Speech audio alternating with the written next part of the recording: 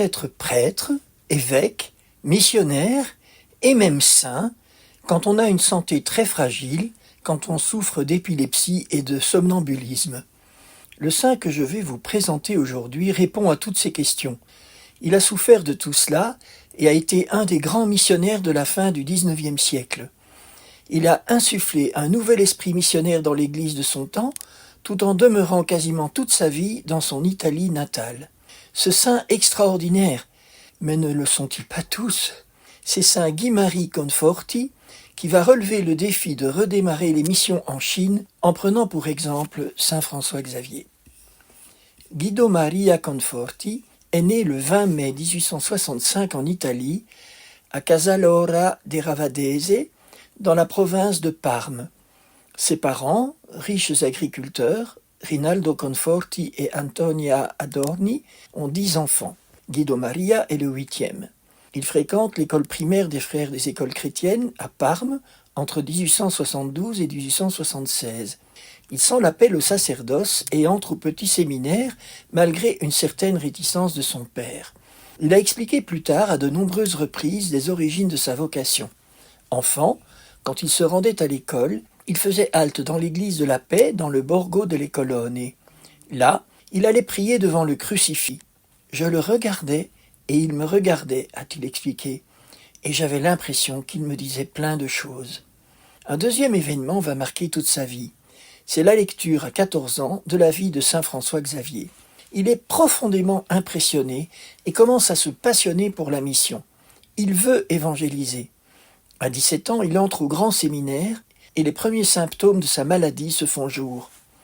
L'épilepsie pourrait être un obstacle à l'ordination sacerdotale, mais le recteur, le père Andrea Ferrari, l'encourage et le soutient. Notons en passant qu'Andrea Ferrari sera nommé évêque de Milan et béatifié par Jean-Paul II le 10 mai 1987. C'est un saint qui a discerné en Guy-Marie l'étoffe d'un autre saint. Guido Maria Conforti est un élément exceptionnel. Il fait de brillantes études et est ordonné prêtre le 22 septembre 1888 pour le diocèse de Parme. Il a 23 ans. Monseigneur Ferrari le prend d'abord comme vice-recteur du séminaire, puis il est nommé chanoine de la cathédrale de Parme, et finalement, seulement 5 ans après son ordination, en 1893, il est nommé vicaire général de son diocèse. Même s'il est complètement intégré dans la pastorale diocésaine, Guido Maria Conforti n'oublie pas saint François Xavier. Le 3 décembre 1895, en la fête de François Xavier, il fonde un séminaire destiné à envoyer des jeunes prêtres en mission ad gentes, c'est-à-dire vers les peuples qui ne connaissent pas le Christ. C'est la Pia Societas Sancti Francisci Xaverii pro externis missionibus, c'est-à-dire, en français c'est plus simple, la pieuse et sainte société Saint-François Xavier pour les missions extérieures. Cet institut séminaire est officiellement reconnu en 1898 sous le nom de Congrégation de Saint-François Xavier pour les missions étrangères et ses membres sont appelés Xavériens. Bientôt, 2 jeunes recrues, les pères Caio Rastelli et Odoardo Mainini, se préparent à partir pour la Chine, le rêve du père Comboni. Continuer la mission que François Xavier a dû abandonner aux portes de la Chine. La situation du père Comboni est délicate. Il est vicaire général d'un diocèse et il doit consacrer son énergie au service de ce diocèse. Comment justifier alors qu'il envoie aussi des prêtres au loin pour des missions qui n'ont rien à voir avec le diocèse de Parme? À l'époque, les missions ad gentes ne sont pas vues en Italie comme des priorités pastorales. Il y a déjà assez de travail dans les diocèses italiens. Mais Guido Maria Conforti a une vision plus large. Il voit la mission de l'Église tout entière et pas seulement celle de son petit diocèse. Il semble que le pape Léon XIII veuille confirmer la vision de Conforti, car en 1902, il le nomme évêque de Ravenne. Le jeune évêque n'a que 37 ans. Il prend comme devise épiscopale « Caritas Christi urget nos », la charité du Christ nous presse.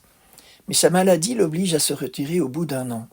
Entre-temps, un des missionnaires xavériens est tué en Chine et l'autre obligé de rentrer au pays. Dure épreuve pour Monseigneur Conforti. En 1907, il devient l'évêque de Parme après avoir été coadjuteur de son prédécesseur. Il brûle toujours du même zèle missionnaire. C'est lui qui ordonne en 1912 le premier évêque xavérien pour la Chine. C'est Monseigneur Luigi Calza, vicaire apostolique de Shenzhou. En 1912 encore, Monseigneur Conforti se joint à un prêtre de Turin, Don Giuseppe Alamano, fondateur des missionnaires de la Consolata, pour lancer une campagne au sein de l'Église pour qu'elle redécouvre sa nature profondément missionnaire. L'évêque et le prêtre lancent un appel au pape qui sera à l'origine de l'institution par Pie XI de la Journée mondiale des missions. Toujours poussé par son zèle, Monseigneur Conforti a une intuition qui va se répandre dans toute l'Église. Il comprend que les prêtres doivent être missionnaires partout où ils sont envoyés, dans leur paroisse en Italie comme dans les missions au loin. Nos pays de vieille chrétienté ont eux aussi besoin d'être évangélisés. Il fonde alors, en 1917, avec le père Manna, l'Union missionnaire du clergé pour insuffler un nouveau zèle évangélisateur aux prêtres. Cette union va prendre tellement d'extension qu'elle va être intégrée aux œuvres missionnaires pontificales sous le nom d'Union pontificale missionnaire. Les prêtres sont importants pour la mission, oui, mais pas eux seulement.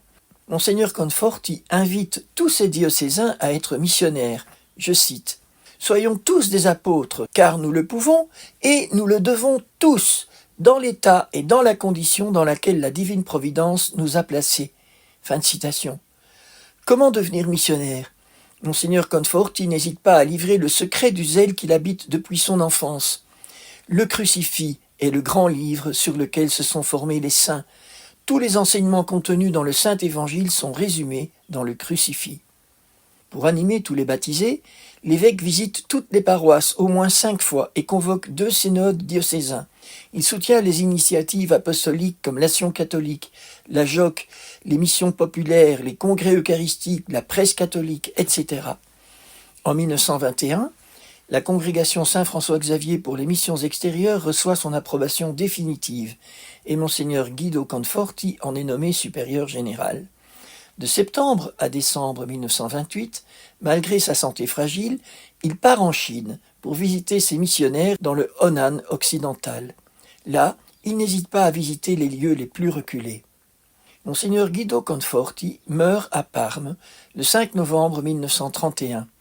Il a été un géant de la mission, même s'il n'est jamais parti au loin comme missionnaire. Il a été un précurseur.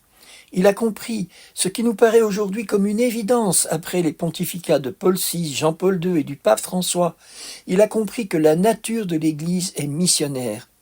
Il aurait bu du petit lait en lisant l'exhortation apostolique de Paul VI, Evangelii Nuntiandi, où le Saint-Pape affirme ce que Saint Guy-Marie Conforti a proclamé toute sa vie. Nous lisons au paragraphe 14. Nous voulons confirmer une fois de plus que la tâche d'évangéliser tous les hommes constitue la mission essentielle de l'Église. Évangéliser est en effet la grâce et la vocation propre de l'Église, son identité la plus profonde. Elle existe pour évangéliser, c'est-à-dire pour prêcher et enseigner, être le canal du don de la grâce, réconcilier les pécheurs avec Dieu, perpétuer le sacrifice du Christ dans la Sainte Messe, qui est le mémorial de sa mort et de sa résurrection glorieuse. Puissions-nous, à l'intercession de Saint Guy-Marie Conforti, mettre en pratique son invitation pressante. Soyons tous des apôtres, car nous le pouvons et nous le devons tous, dans l'état et dans la condition dans laquelle la divine providence nous a placés.